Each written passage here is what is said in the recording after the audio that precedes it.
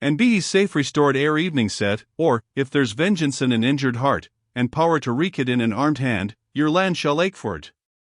Old Play. I know not why it is that a single deed of violence and cruelty affects our nerves more than when these are exercised on a more extended scale. I had seen that day several of my brave countrymen fall in battle. It seemed to me that they met a lot appropriate to humanity, and my bosom, though thrilling with interest, was affected with nothing of that sickening horror with which I beheld the unfortunate Morris put to death without resistance, and in cold blood. I looked at my companion, Mr. Jarvie, whose face reflected the feelings which were painted in mine.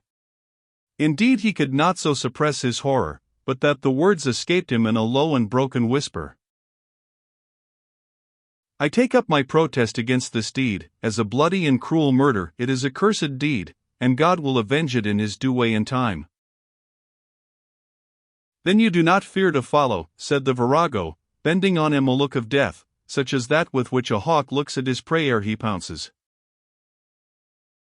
Kinswoman, said the Bailie, nay man willingly wad cut short his thread of life before the end o' his pern was fairly measured off on the yarn winnels, and I hae muckle to do, and I be spared, in this world, public and private business, as weel that belonging to the magistracy as to my ain particular, and nae doubt I hae some to depend on me, as poor Mattie, wha is an orphan, she's a far awa cousin o' the Laird o' Limmerfield. Say that, laying o' this thegither skin for skin, all that a man hath, will he give for his life. And were I to set you at liberty, said the imperious dame, what name could you give to the drowning of that Saxon dog? Hem.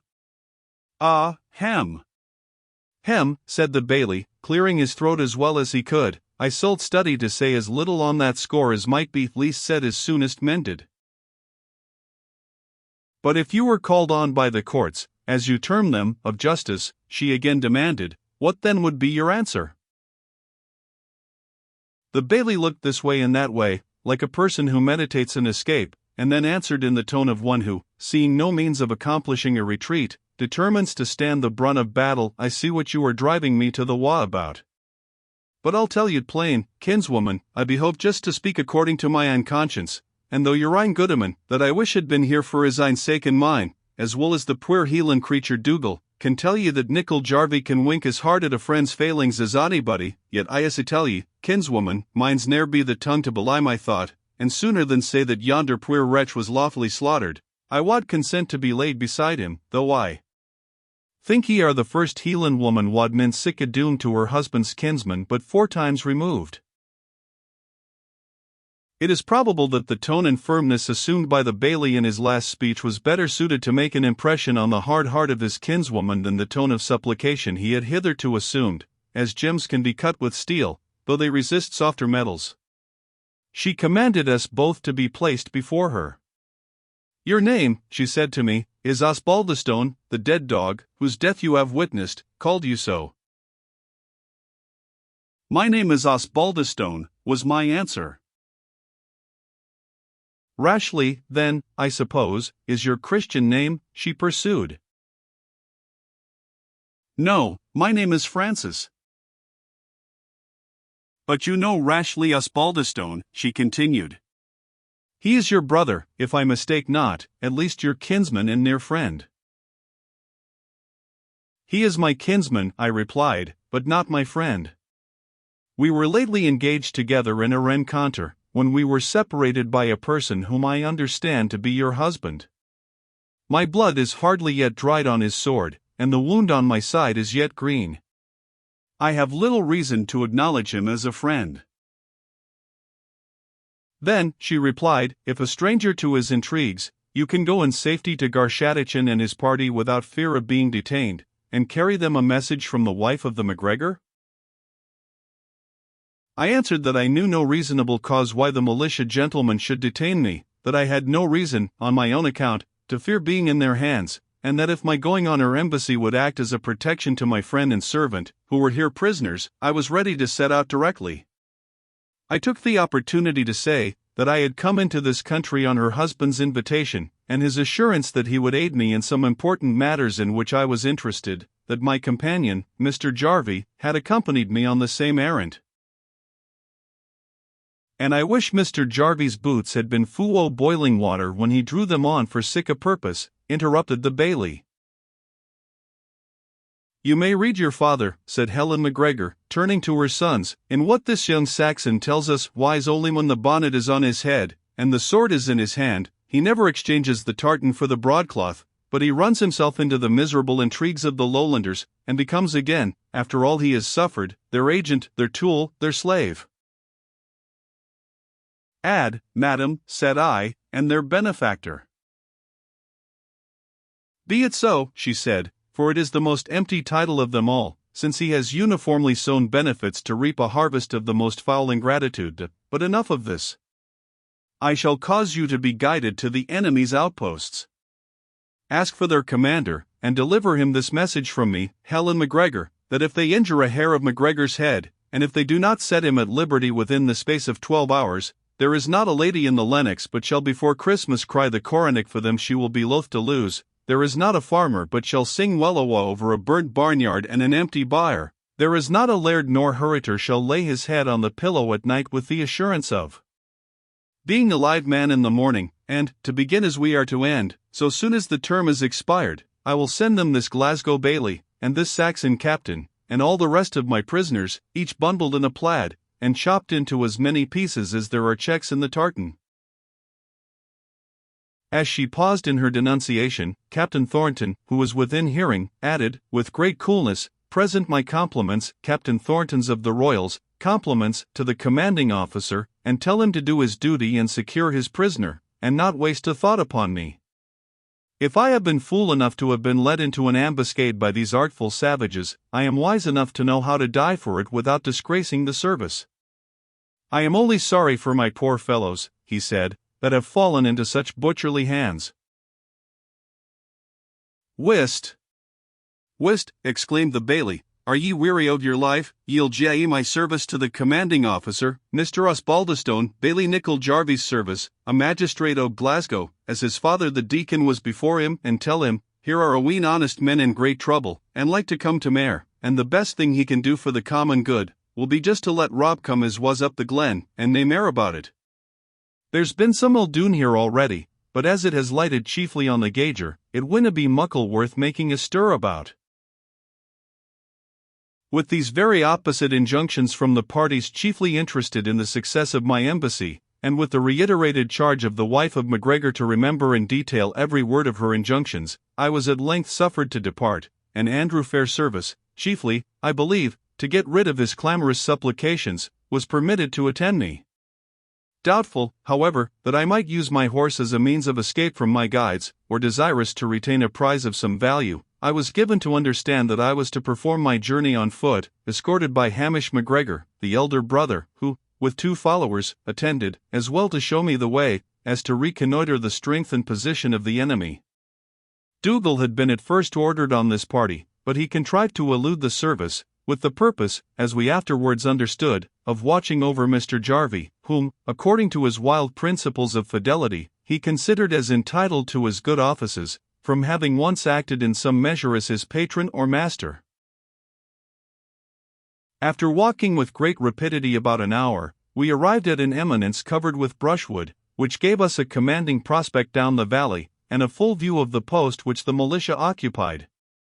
Being chiefly cavalry, they had judiciously avoided any attempt to penetrate the pass which had been so unsuccessfully essayed by Captain Thornton.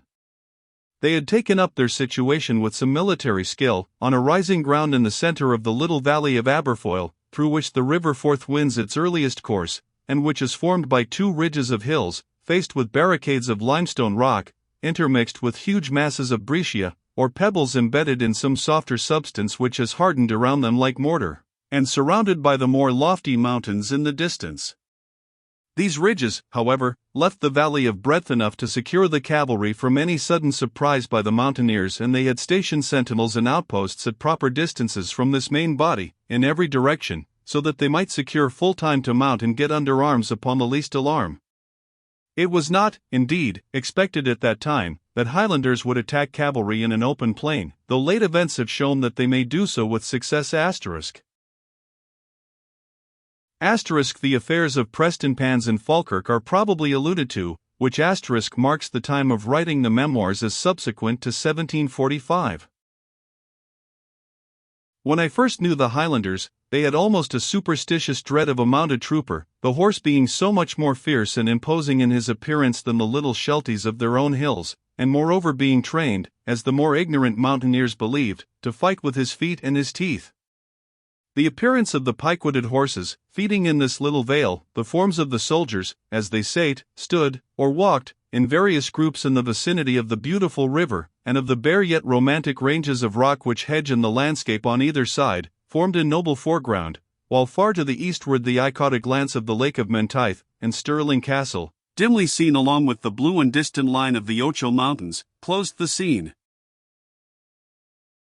After gazing on this landscape with great earnestness, young MacGregor intimated to me that I was to descend to the station of the militia and execute my errand to their commander, enjoining me at the same time, with a menacing gesture, neither to inform them who had guided me to that place, nor where I had parted from my escort.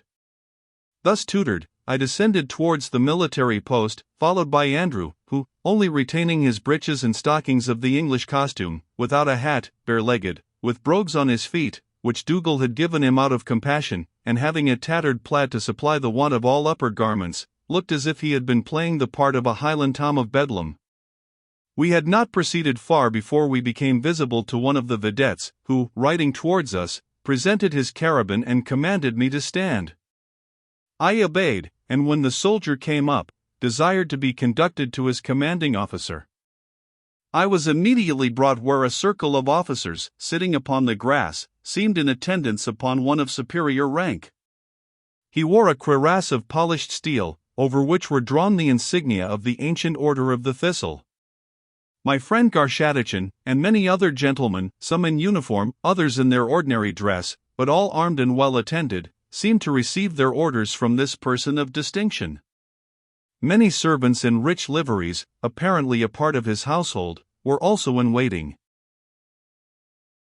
Having paid to this nobleman the respect which his rank appeared to demand, I acquainted him that I had been an involuntary witness to the king's soldiers having suffered a defeat from the Highlanders at the pass of Lockhart, such I had learned was the name of the place where Mr. Thornton was made prisoner, and that the victors threatened every species of extremity to those who had fallen into their power, as well as to the Low Country in general, unless their chief, who had that morning been made prisoner, or returned to them uninjured. The Duke, for he whom I addressed was of no lower rank, listened to me with great composure, and then replied, that he should be extremely sorry to expose the unfortunate gentlemen who had been made prisoners to the cruelty of the barbarians into whose hands they had fallen, but that it was folly to suppose that he would deliver up the very author of all these disorders and offences, and so encourage his followers in their license. You may return to those who sent you, he proceeded, and inform them, that I shall certainly cause Rob Roy Campbell, whom they call MacGregor, to be executed, by break of day, as an outlaw taken in arms, and deserving death by 1,000 acts of violence, that I should be most justly held unworthy of my situation and commission did I act otherwise, that I shall know how to protect the country against their insolent threats of violence, and that if they injure a hair of the head of any of the unfortunate gentlemen whom an unlucky accident has thrown into their power, I will take such ample vengeance, that the very stones of their glens shall sing woe for it this 100 years to come. I humbly beg leave to remonstrate respecting the honorable mission imposed on me, and touched upon the obvious danger attending it, when the noble commander replied, that such being the case, I might send my servant. The de'll be in my feet, said Andrew, without either having respect to the presence in which he stood, or waiting till I replied, the de'll be in my feet, if I gang my tay's length. Do the folk think I hae another thrapple in my pouch after John Highlandman sneaked this ane wy his jock to leg? Or that I can dive down at the tay side of a Highland loch and rise at the tother, like a sheldrake? Na, not ilk ane for himsel, and God for us a. Folk may just make a page o' their own age, and serve themselves till their bairns grow up, and gang their own errands for Andrew. Rob Roy never came near the parish of Dreepdaily, to steal either Pippin or Pear Framey or mine. Silencing my follower with some difficulty, I represented to the Duke the great danger Captain Thornton and Mr. Jarvie would certainly be exposed to, and entreated he would make me the bearer of such modified terms as might be the means of saving their lives. I assured him I should decline no danger if I could be of service, but from what I had heard and seen, I had little doubt they would be instantly murdered should the chief of the outlaws suffer death. The Duke was obviously much affected. It was a hard case, he said, and he felt it as such, but he had a paramount duty to perform to the country. Rob Roy must die. I own it was not without emotion that I heard this threat of instant death to my acquaintance Campbell, who had so often testified his goodwill towards me. Nor was I singular in the feeling, for many of those around the Duke ventured to express themselves in his favor. It would be more advisable, they said, to send him to Stirling Castle, and there detain him a close prisoner, as a pledge for the submission and dispersion of his gang. It were a great pity to expose the country to be plundered, which, now that the long nights approached, it would be found very difficult to prevent, since it was impossible to guard every point, and the Highlanders were sure to select those that were left exposed. They added, that there was great hardship in leaving the unfortunate prisoners to the almost certain doom of massacre denounced against them, which no one doubted would be executed in the first burst of revenge. Garschattachin ventured yet farther, confiding in the honor of the nobleman whom he addressed, although he knew he had particular reasons for disliking their prisoner. Rob Roy, he said, though a kittle neighbor to the Low Country, and particularly obnoxious to his grace, and though he maybe carried the Catherine trade farther than ony man o' his day, was an auld farin carle, and there might be some means of making him hear reason, whereas his wife and sons were reckless fiends, without either fear or mercy about them, and, at the head of it his limmerloons, would be a worse plague to the country than ever he had been. Pooh! Pooh, replied his grace, it is the very sense and cunning of this fellow which has so long maintained his reign. A mere Highland robber would have been put down in as many weeks as he has flourished years. His gang, without him, is no more to be dreaded as a permanent annoyance. It will no longer exist than a wasp without its head, which may sting once perhaps, but is instantly crushed into annihilation. Garschattachin was not so easily silenced. I am sure, my Lord Duke, he replied, I have no favour for Rob, and he is little for me, seeing he has twice cleaned out my ain byres, besides skaith amang my tenants, but, however, Garschattachin, said the Duke, with a smile of peculiar expression, I fancy you think such a freedom may be pardoned in a friend's friend, and Rob's supposed to be no enemy to Major Galbraith's friends over the water. If it be so, my lord, said Garschattachin, in the same tone of jocularity, it's no the worst thing I have heard of him. But I wish we heard some news from the clans, that we have waited for sae lang. I vow to God they'll keep a Highlandman's word, why as I never ken them better, it's ill drawing boots upon trews. I cannot believe it, said the Duke. These gentlemen are known to be men of honor, and I must necessarily suppose they are to keep their appointment. Send out 2 more horsemen to look for our friends. We cannot, till their arrival, pretend to attack the pass where Captain Thornton has suffered himself to be surprised, and which, to my knowledge, 10 men on foot might make good against a regiment of the best horse in Europe. Meanwhile let refreshments be given to the men. I had the benefit of this last order, the more necessary and acceptable, as I had tasted nothing since our hasty meal at Aberfoyle the evening before. The vedettes who had been dispatched returned without tidings of the expected auxiliaries, and sunset was approaching, when a Highlander belonging to the clans whose cooperation was expected, appeared as the bearer of a letter, which he delivered to the Duke with a most profound congé. Now will I wot a hogshead of claret, said Garschattachin, that this is a message to tell us that these cursed Highlandmen, whom we have fetched here at the expense of so much plague and vexation, are going to draw off, and leave us to do our own business if we can. It is even so, gentlemen, said the Duke, reddening with indignation, after having perused the letter, which was written upon a very dirty scrap of paper, but most punctiliously addressed, for the much-honoured hands of an high and mighty prince, the Duke, and our allies, continued the Duke, have deserted us, gentlemen, and have made a separate peace with the enemy. It's just the fate of all alliances, said Garschattachin, the Dutch were gone to serve us the same gate, if we had not got the start of them at Utrecht. You are facetious, said the Duke, with a frown which showed how little he liked the pleasantry, "but our business is rather of a grave cut just now. I suppose no gentleman would advise our attempting to penetrate farther into the country, unsupported either by friendly Highlanders, or by infantry from Inversnaid?" A general answer announced that the attempt would be perfect madness. "Nor would there be great wisdom," the Duke added, "in remaining exposed to a night attack in this place. I therefore propose that we should retreat to the house of Duchray and that of Gartartan, and keep safe and sure watch and ward until morning. But before we separate, I will examine Rob Roy before you all, and make you sensible, by your own eyes and ears, of the extreme unfitness of leaving him space for farther outrage." He gave orders accordingly, and the prisoner was brought before him, his arms belted down above the elbow, and secured to his body by a horsegirth buckled tight behind him. 2 non-commissioned officers had hold of him, 1 on each side, and 2 file of men with carabines and fixed bayonets attended for additional security. I had never seen this man in the dress of his country, which set in a striking point of view the peculiarities of his form. A shock head of red hair, which the hat and periwig of the Lowland costume had in a great measure concealed, was seen beneath the Highland bonnet, and verified the epithet of Roy, or Red, by which he was much better known in the Low Country than by any other, and is still, I suppose, best remembered.